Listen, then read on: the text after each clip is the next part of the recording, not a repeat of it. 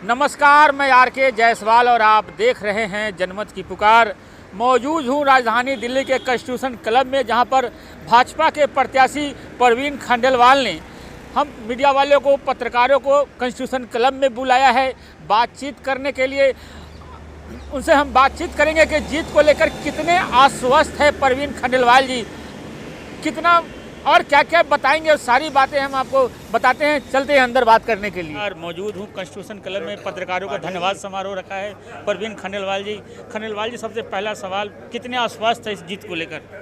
100 से भी अगर ज़्यादा प्रतिशत होते तो उतना आश्वस्त हूँ, क्योंकि जिस तरीके से भारतीय जनता पार्टी ने चुनाव लड़ा है, मैंने बार बार कहा है, हमारे पास नेता है, नीति है, नेतृत्व है, समर्पित कार्यकर्ताओं की बड़ी फौज है और सबने जान झोंक दी चुनाव में।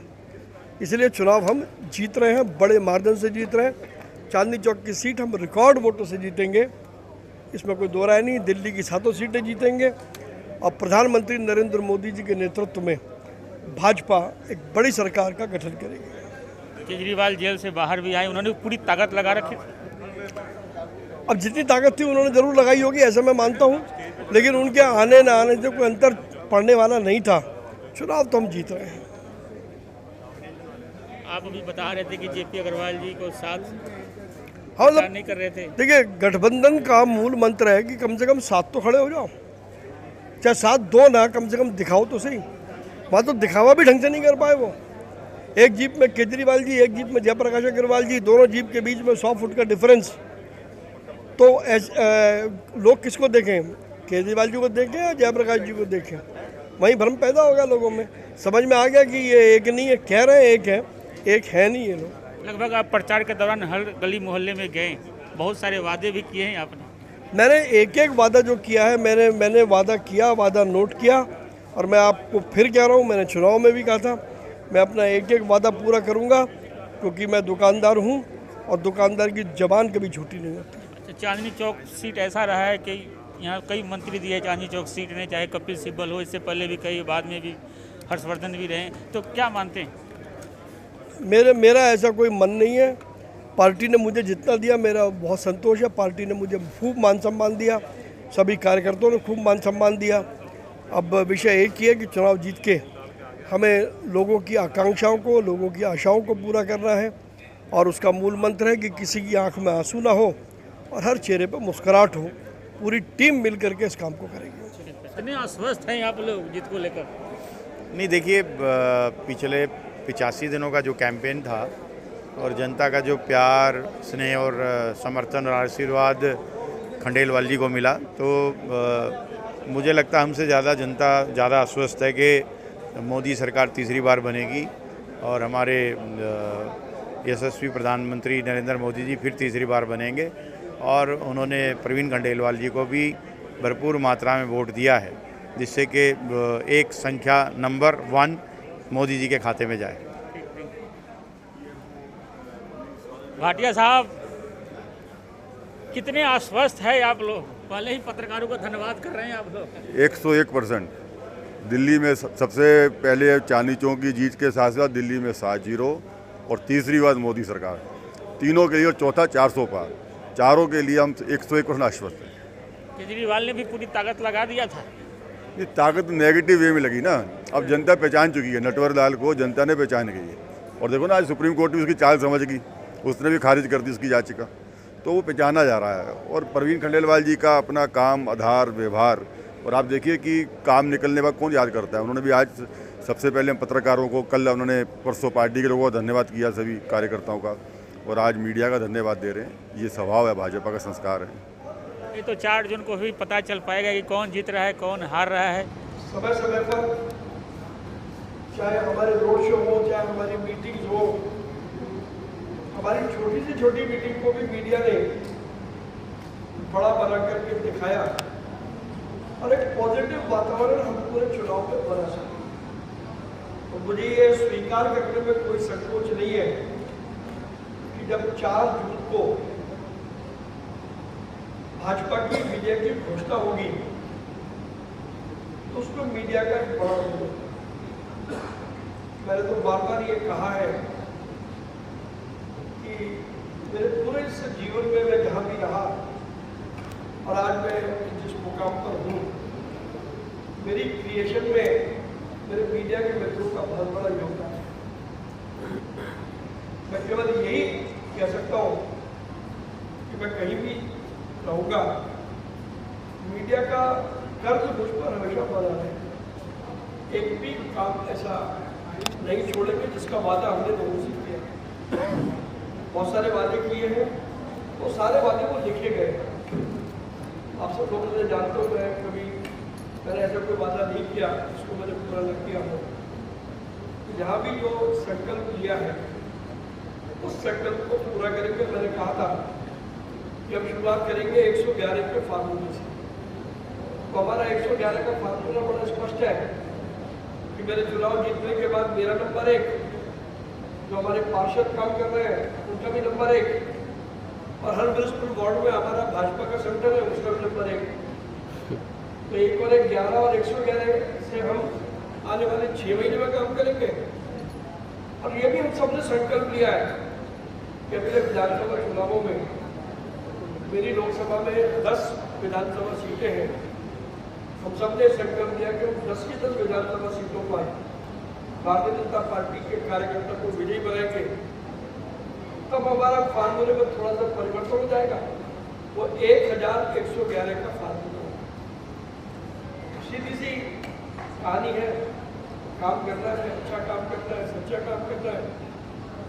और 4 तारीख के बाद मैं आपको तकलीफ दूंगा, मैं बताऊंगा कि देखो हमने आज ये काम किया। और मेरी आपसे उम्मीद होगी कि आप ये कहेंगे तो कोई संकल्प लिया था, कि संकल्प 1 पूरा हुआ, संकल्प 2 पूरा हुआ, संकल्प 3 पूरा हुआ, संकल्प 4 पूरा हुआ। इसी तरीके से संकल्पों को पूरा करने का सिलसिला यूपी चलता है। मुझे तो केवल इतनी बात कहनी थी, आपका कोई भी सुझाव को मेरा मार्गदर्शन कर सके, और कम से कम उस बारे में आप निश्चित रहे, व्यापारियों की या जो लोग विषय कैट में उठाए उसी प्रकार से उठते रहेंगे, चलते रहेंगे। बल्कि अब फायदा होगा कि जब मैं टेबल पे उस तरह बैठ जाऊँगा तो चीज़ों को निपटान करने में ज़रा जल्दी सुविधा हो जाएगी। तो इसलिए बहुत से मीडिया में, तो मैं इसलिए स्पष्ट कर रहा हूँ कि पिछले दिनों में बहुत से मीडिया में थोड़ा मेरे से पूछा कि वो आंकड़े हम आपसे पूछते थे, आंकड़े हम आपको देते थे, वो आंकड़े अब मिलेंगे नहीं मिलेंगे? सब आंकड़े उसी प्रकार से मिलेंगे। कैट का पूरा इंफ्रास्ट्रक्चर है, पूरा वो भी सहयोग करेगा, मैं भी सहयोग करूँगा, और मैं कैट छोड़ करके जा भी दूँगा, मैं कैट में ही रहूँगा। तो और ऐसी कोई बंदी भी नहीं है कि कोई पार्लियामेंट के मेंबर, ऐसे बहुत सारे, as long as it is not office for profit, अगर और प्रॉफिट का ऑफिस नहीं है तो हम 10 संस्थाओं में काम करते हैं। हाँ, उतनी सक्रियता संभवतः शायद उतनी ना रहे, लेकिन वो रहेगी, इसलिए कहीं किसी को चिंता करने की आवश्यकता नहीं। आंकड़े सब उसी प्रकार से, दिवाली पर क्या होगा, होली पर क्या हुआ, चाइना को कितना नुकसान हुआ, अर्थव्यवस्था कहाँ जा रही है, उसमें क्या होना चाहिए, ये सब सिस्टम उसी प्रकार से चलता रहेगा। लेकिन तब सरकार के आंकड़े होंगे जब आप बोलेंगे। नहीं, ऐसा नहीं। आप सबको गवाह इस बात के कि जो आंकड़े हमने दिए सरकार ने भी वही, अच्छा सरकार देश में किसी की भी रही हो, जो आंकड़े हमने दिए सरकार के वही आंकड़े बन गए। वो काम करेंगे, अच्छा काम करेंगे। सर 84 दिन काफ़ी थकान भरा, 84 दिन काफ़ी थकान रहा है। जनता के बीच में गए, क्या रिस्पॉन्स जनता का मिला? और 4 दिन जनता के रिस्पॉन्स को छोड़ दो आप जी, वो कांग्रेस के 2 लोगों का रिस्पॉन्स देखो ना, देख रहे हो। एक जयप्रकाश अग्रवाल जी के पुत्र का रिस्पॉन्स, और एक वो जो वहाँ से कांग्रेस के पूर्व विधायक थे। हमें कुछ कहने की जरूरत नहीं है, वो 2-3 आप ट्वीट उनके देख लोगे, आप देख ही रहे हो, उसी से पता लग जाएगा कि गंगा का रूप इस तरह। जमीन पे कुछ था ही नहीं, कोई चुनौती ही नहीं थी, कभी नहीं थी। केजरीवाल ने भी खूब जोर लगाए थे जी। हाँ, लगाया ना जोर, अलग अलग लगाया। केजरीवाल जी एक जीप पे थे और जयप्रकाश अग्रवाल जी एक जीप पे थे, और दोनों का मुंह यूं था। मैंने तो वो जो फोटो आपने चलाई मैंने तो वही देखी, मैं तो वो था नहीं, और दोनों आपस में बातचीत भी नहीं कर रहे थे। बोले इसको वोट देगा, इसको अब इसको किसको वोट देगा? उन्होंने नाम भी नहीं दिया। जो जिन लोगों ने वो मॉडल, हाँ, जिन लोगों ने वो कवर किया, उन्होंने मुझे बताया कि केजरीवाल जी ने कैंडिडेट का नाम भी नहीं दिया। बोले इसको वोट देना, इसको, अरे इसको किसको वोट देना? क्योंकि गठबंधन में ईमानदारी नहीं थी, गठबंधन में पवित्रता नहीं थी, और ये गठबंधन था ही नहीं। ये राजनीतिक अवसरवादिता का एक मौका था कि दो विपरीत लोग एक साथ इकट्ठे हुए, बोले कुछ तू मुझे हाथ लगा दे, कुछ मैं तुझे हाथ लगा दे, ना ये हाथ लगा पाए ना ये हाथ लगा पाए। अभी भी सर है, दोनों ही औहदे में जाके गिरे, गठबंधन अभी भी है भी इसके बाद भी है। अगर इसके बाद है तो उनकी मजबूरी, क्योंकि दोनों के नीचे जमीन नहीं, जी, ना जमीन इसके नीचे है ना जमीन इसके नीचे। अब जिन दो के नीचे जमीन नहीं है और बिना जमीन वाले लोग अगर मिलेंगे तो हवा भी हो जाएगी। तो ये सारा, लेकिन हाँ ये बात जरूर है कि सभी लोगों ने बहुत मेहनत की। मैं समझता हूँ कि 90 दिन का चुनाव भगवान किसी को नहीं, हमें मिलेगा, तो हम सब लोगों ने मिलकर के उसको पास आ दिया। और 90 दिन चुनाव की लय को बना करके चलना बहुत मुश्किल है, आसान काम नहीं है। लेकिन इस बात के लिए धन्यवाद है, आभार है भाजपा के एक कार्यकर्ता।